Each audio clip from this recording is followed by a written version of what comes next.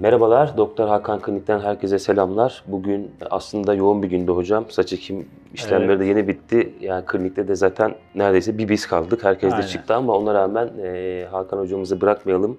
Çünkü yeni bir seriye başlıyoruz. Saç ekimine dair çok fazla gelen sorular oluyor ve hep aynı sorular merak ediliyor. Onların üzerinden bir takım bilgilendirmeler, kendi görüşlerimiz, muhakkak başka görüşler de olacaktır hocam. Tabii, Onlardan memnuniyetle. bahsedeceğimiz bir seri olacak. Hocam yine tabii sorulara gelmeden önce bizim açımızdan konunun ele alınış şekliyle alakalı saç ekimi için doğru aday nasıl seçilir gibi bir konu var zaten. Hani doğal olarak saç ekleyecek kişileri bir takım kriterlere göre değerlendiriyoruz. Evet. Onlardan öncelikle bir bahsedelim istiyorum hocam. Size göre ya da biz saç ekimi için hastayı seçerken nelere dikkat ediyoruz? Bunlarla bir başlayalım. Yani biz tabii ki saç ekiminde hastalarımızı seçerken nelere dikkat ediyoruz? Öncelikle ilk dikkat edilmesi gereken şey, tabii ki yine ben bir hekim olarak işin o tarafını hiçbir zaman bırakamıyorum. Evet. Her ne kadar estetik kaygılar ön planda da olsa hastanın saç ekimine engel ciddi bir sağlık problemi var mı yok mu? Öncelikle biz kliniğimizde biliyorsun onunla Evet. başlıyoruz. Bunun için çok ciddi bir Detaylı bir yaklaşımımız geçmiş var. sorguluyoruz. Detaylı bir tıbbi özgeçmiş sorguluyoruz. İşte hastayı bir hekim gözüyle değerlendiriyoruz. Gerekirse işin uzmanlarından görüş alıyoruz. Ve ondan sonra hastamıza bir saç ekimi planlıyoruz. Hani Evet. bu saç ekiminden bağımsız olarak bütün tıbbi işlemlerde yapılması gereken önemli bir olmazsa olmaz açıkçası. Zaten o testleri geçemeyen ya da işte işleme mani bir durum olabilecek hastalar da hani saç ekimi yaptırmamak belki daha doğru tercih olabilir. Çünkü sonuçta bu bir estetik bir şey. Tabii. Çok riskli bir durum varsa zaten biz de orada Veyahut da gerekli tedbirler alındıktan sonra eğer yapılabiliyorsa o zaman yapabiliyoruz. o zaman da yapabiliyoruz. Evet, tabii. Peki hastanın saç ekimine bir mani, bir engel olmadığını, ciddi bir sorun olmadığını düşünecek olursak şimdi diğer taraftan hani sonuç alabileceğini düşündüğümüz hasta kimdir? Nelere dikkat ediyoruz? Kimlere önermiyoruz? Birazcık da bunlardan. Evet, burada mesela bizim için önemli olan saç ekiminde tabii hep söylüyorum ben biliyorsun Koraycığım. Hastanın kendisine ait olan kaynakları kullanıyoruz. Dışarıdan Evet. bir kaynak transferi söz konusu olamıyor. Dolayısıyla hastanın kendi kaynaklarını kullandığımız için saç ekimine uygun olduğunu düşündüğümüz hastada olmazsa olmazlardan biri kaynakların durumu. Donör bölge Donör dediğimiz bölge alan. dediğimiz alan. Donör bölge dediğimiz alanda ne kadar kaynaklar güçlüyse, ne kadar saçın yapısı daha kalın telliyse, ne kadar daha sık bir saç yapısı söz konusuysa tabii ki bu hastalar saç ekiminden o kadar fazla faydalanım sağlarlar. Tabii biliyorsun Koraycığım yani donör bölgesinden de saç kaybı olan hastalar var. Aralardan saç kayıpları yaşanabilir. Donörde de dökülme eğilimi olan kişiler oluyor genetik aynen. olarak. Tabii donör bölgede de genetik olarak dökülmeye kodlanmış saçlar söz konusu olabilir, saç telleri. O nedenle biz tabii ki bu hastalarımızı hani biliyorsun fotoğraflardan değerlendiriyoruz. Böyle bir durum var mı yok mu onlara bakıyoruz. Bu hastalarda tabii ki yeterli sayıları çıkarmakta bazen güçlük çekilebilir. Fakat şurada da böyle bir yanlış mesaj anlaşılmasını istemiyorum. Yani donör bölgede kaynaklar yetersiz, bu hastaya direkt saç ekimi yapılmaz. Öyle bir mesaj da çıkmasın. Çünkü neden? Burada önemli olan donörün gücüyle açıklık alanının arasındaki korelasyon. Donör ne kadar güçlüyse, açıklık alan ne kadar küçükse biz tabii o kadar yüksek kozmetik sonuçlar elde ediyoruz. Ama diyelim hastanın açıklık alanıyla donör bölgesi arasındaki korelasyon görece olarak bozulmuş. Yani donörün aleyhine bir bozulma var. Açıklık alan daha büyük ama donör bölgedeki kaynaklar biraz daha onu desteklemeyecek durumda. İşte biz aslında bence kliniğimizde, sen de çok iyi biliyorsun ki bununla bir farklılık oluşturuyoruz. Nedir bu? Kişiye özel planlama yapıyoruz. Bizim bir tane tek bir ameliyat planımız yok, tek bir saç çizgimiz yok. Biz burada bu sefer ekim alanını doğru yönetmeye çalışarak hastanın mümkün olan en kozmetik sonuca ulaşabileceği bir çözüm önerisiyle onun karşısına çıkıyoruz ve ameliyat planımızı değiştiriyoruz, alanı yönetiyoruz yani. Sen de çok iyi biliyorsun. Tabii bu da yine de olmaz denilen işlerde bile kabul edilebilir bir kozmetik sonuca ulaşmamıza yol açıyor. Ve bunun da bizim sayfamızda sayısız örnekleri var. Tabii aslında yani saç ekiminde her zaman tüm açıklığı kapatmak mümkün olmayabiliyor. Hatta bu çok nadir zamanlarda yani tamamen açılmış durumlarda hani ön, orta ve tepenin de açık olduğu durumlarda o hastanın tüm açıklığını kapatmak zaten çok nadir olarak mümkün olabiliyor. Tabii. Ama saç ekiminden sonuç almak demek sadece bundan ibaret değil. Yani o kişiye belki tepesi bir miktar zayıf kalabilir, belki ön saç çizgisi görece yüksek kalabilir ama o kişi çok iyi bir kozmetik sonuç alabilir. İşte bu da aslında herkesin söylediği ama çok da uygulayamadığı bu planlamanın önemiyle alakalı. Yani işte o doğru ekim alanını belirleyip kozmetik olarak o birincil ihtiyaçları kapsayan alanı belirlediğimizde çok kısıtlı donör kaynaklarında bile Elbette ki. çok çarpıcı, yani bizim bile bazen beklediğimizin ötesinde sonuçlar alıyoruz. O yüzden aslında saç ekimi, yani o kişinin kaynakları oranınca o kişiye ne kadar kozmetik olarak bir katkı sağlanabilir. alakalı bir şey. Çok nadirdir yani, biliyorsun, buna saç ekimi yapılamaz Evet, dediğimiz aslında hasta. Yani onlarda da gerçekten yapılacak bir şey yok. Yani Tabii. kaynaklarla açıklık alanı o kadar artık denge, açıklık alanının lehine, kaynakların aleyhine o kadar derin bir yapacak korelasyon bir bozukluğu var ki onlara zaten yapacağımız bir şey yok. herhangi yani. bir şey o kişiye gerçekten belki de eski halini arattırabilir. Yani o Evet, kişiye de artık işte. biz de bunu nazikçe anlatıp zaten hani neden olamayacağını söylüyoruz.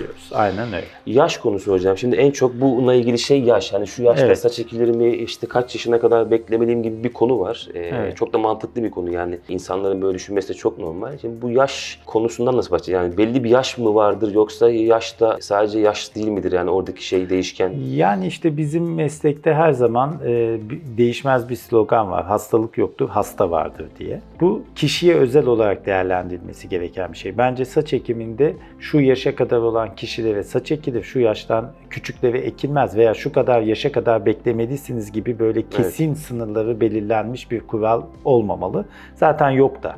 Ama bilmiyorum, bu yanlış uygulanıyor olabilir veya hastalarımız, insanlar bu konuda yanlış bilgilere sahipler. Yani mesela örnekler üzerinden gidelim. Öyle bir hasta olabilir ki hastanın yaşı 22'dir.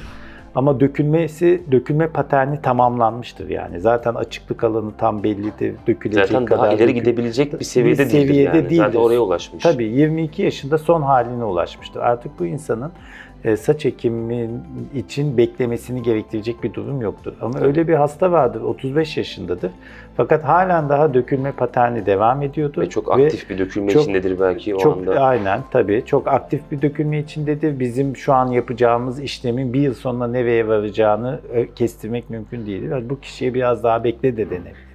O nedenle bunları ben hep böyle kişiden kişiye değerlendirilmesi gereken antiteler olarak, vakalar olarak bakıyorum. Hepsi bir case yani. Ama şunu da söylemek gerekir. Bir de insanların, şimdi saç ekimi sağlıklı kalmak için gerekli bir şey değil. Ama insanların kendini mutlu hissetmesi için gerekli bir şey. Tabii estetik kaygıyla zaten böyle bir arayış içine giren biri demek aynaya baktığı zaman kendini mutsuz hissediyor. Dolayısıyla 28 yaşındaki bir genç saçının önünden 2 parmak, 3 parmak kaybetmiş, biraz saç çizgisi geriye gitmiş, şakakları açılmış ama aynaya baktığında mutsuz. Yani bu kişiye de kayıtsız kalmamak lazım bence. Tabii çünkü haklı olarak yani hastalar, yani hasta demek bu arada bize hep garip geliyor ama tabii o İşte biz öyle alıştık anlatabilmek tabii. için kişiler de şöyle bir konuyla geldiklerinde açıkçası biz de hak veriyoruz. Yani ben zaten hani bu yaşımda bu saçlara kavuşamayacaksam, yani genç yaşımda ben bu full saçlı hale kavuşamayacaksam da hani ne anladım o işten gibi de bir mantık var. Tabii. O da aslında çok yanlış bir mantık değil yani, çünkü hakikaten gençken o hale tekrar geri dönmek istiyor insanlar. Tabii, ben zaten bir hekim olarak baktığım zaman eğer saç ekimi yaparken bir takım önemli kriterlere dikkat eden bir klinikteyseniz, donör bölgeniz korunarak ve hassasiyetle donör bölgeye hassas yaklaşılarak bu işlemi yaptırıyorsanız ve de hastaya bunun bilgisi veriliyorsa, bak güzel kardeşim, ben şu an senin ihtiyacını gördüm, anladım. Bunu biz halledebiliriz ama senin yaşın gereği dökülmen devam edebilir ve sana ikinci bir seans gerekebilir. İleride tekrar saç ekimi yaptırmak zorunda kalabilirsin uyarısını da hastaya bulunulmuşsa ve hasta bunu bilerek bu işlemin yapılmasına izin veriyorsa, donör bölgesi de ileride ikinci bir işlemin yapılmasına müsaade edecek güçteyse, yani 28 yaşındaki bu şartlara haiz bir kişiye kendini aynaya baktığında daha mutlu hissetmesi için bu işlemin yapılmasında ben tıbbi bir sakınca açıkçası görmüyorum. Evet. Hani aksini iddia edenler de olabilir. Ama bunlar yorumdur zaten. Tabii. Yani. Orada hocam benim bizim yaklaşımımız, onu da ben hatırlatmış olayım. Şimdi özellikle çok genç yaş grubundan bahsediyoruz. İşte böyle diyelim ki 25 yaş altı insanlarda. Dökülme de böyle çok daha ileri seviyelere gitmediyse tabii ki o kişilerin saç ektirmek gibi bir istekleri olabilir. O biraz önce saydığımız sebeple, yani o genç yaşlarda o saçlı hale kavuşmak hakları tabii ki. Fakat orada işte bizim hep bu dert ettiğimiz şey ve birçok dikkat etmeye çalıştığımız şey, yani saç ekiminde tabii çok kısa vade sonuç odaklı olmamak gerekiyor. Yani çünkü kişi de çok genç. Çok uzun vade düşünmek gerekiyor. Yani çok genç ve dökülmesi çok ileri seviyede olmayan birisine çok agresif bir saç çizgisi yapmak çok düşük. Bir saç, çünkü yapılan işlem bağlayıcı bir işlem. Yani buraya artık o inşa edilen saç çizgisi ve ekilen grefler orada kalıcı. Ve önünde daha bilemediğimiz çok uzun bir zaman var. Dökülme hangi seviyeye gidecek? Full açıklık oluşacak mı? Ama buraya çok erkenden oluşturulmuş, çok düşük agresif bir saç çizgisi. İleride o çizginin arkasını her zaman savunabilmek mümkün olmayacak. Çünkü çok geniş bir alan artık yaratıyorsunuz. Çünkü baştan oraya koyuyorsunuz çizgiyi.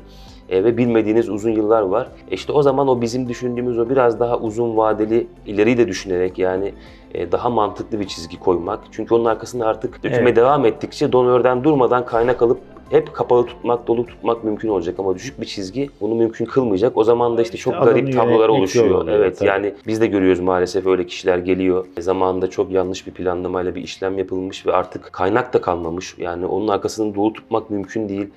Sökmek başka bir problem. O yüzden yani bizim işte özellikle bu genç yaş grubuna ekim istese dahi biraz daha böyle uzun dönem düşünüp kalıcı bir çözüm önermemiz bence işte o kişilerin de menfaatlerinde bir şey. Tabii. Bunlara dikkat etmek gerekiyor yani yaş konusunda sanki. Tabii işte onun için zaten cümlemin başında bunları biz hastadan hastaya farklı değerlendiriyoruz. Tabii. Yani bunun kesin konulmuş bir sınırı yok. 22 yaşındaki birine saç ekimi önerebildiğimiz gibi 28 yaşındaki birine sen biraz bekle de diyebiliriz. Evet, bu yaş konusu biraz kişiye özel, duruma özel.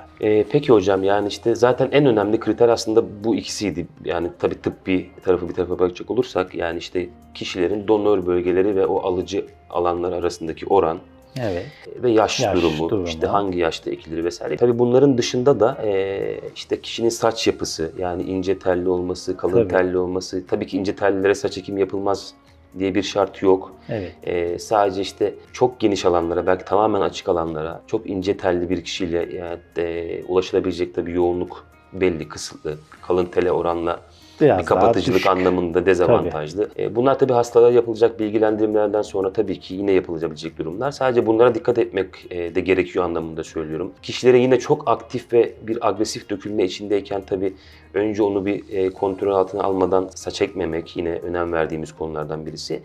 Yani aslında özet olarak saç ekiminde aday seçimi için tabii ki belli başlı şeyler var. Bunların işte zaten en önemlilerine genişçe değindik. Evet.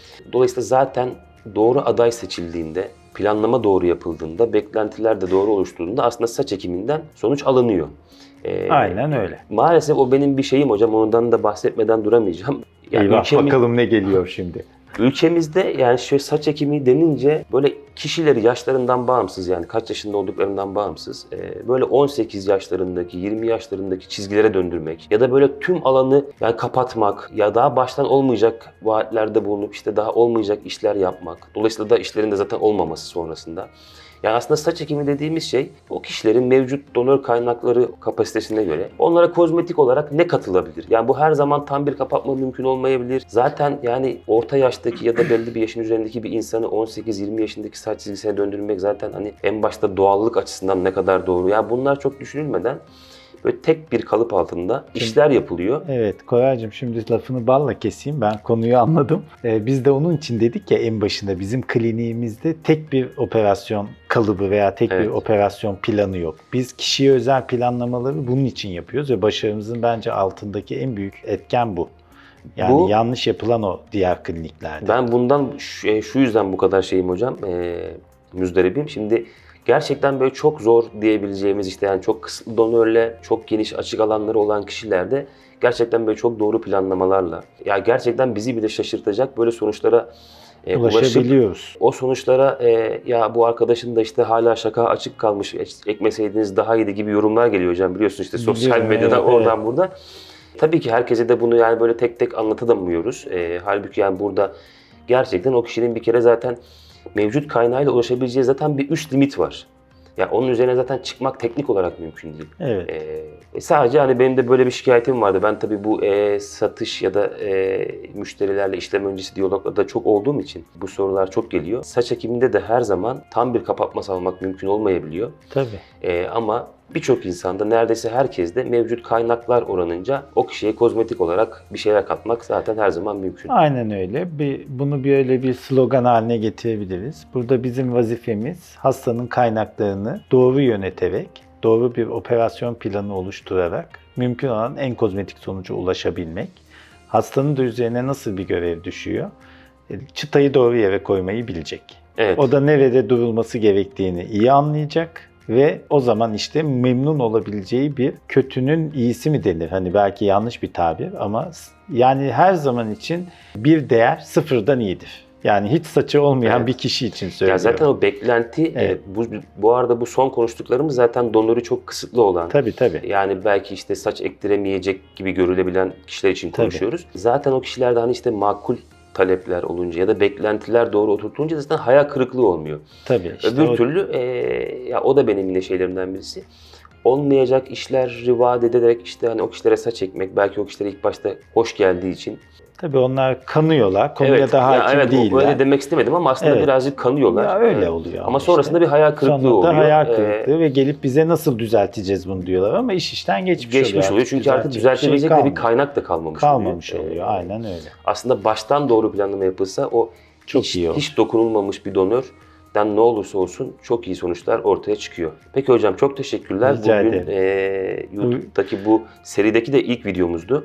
Evet, yorgun Dolayısıyla- bir güne denk geldi Evet. ama umarım hastalarımıza, bizi izleyenlere de güzel bir auramız geçmiştir. Evet, Öyle çok söyleyeyim. teşekkür ediyoruz bizleri dinlediğiniz için. Bu serimizde yine böyle saç ekimine dair en çok merak edilenleri, hatta yorumlara bize yazılırsa eğer işte değinmemizi istediğiniz konuları, onları Hakan hocamızla konuşmaya devam edeceğiz. Hoşça kalın, görüşmek üzere. Sağlıkla kalın.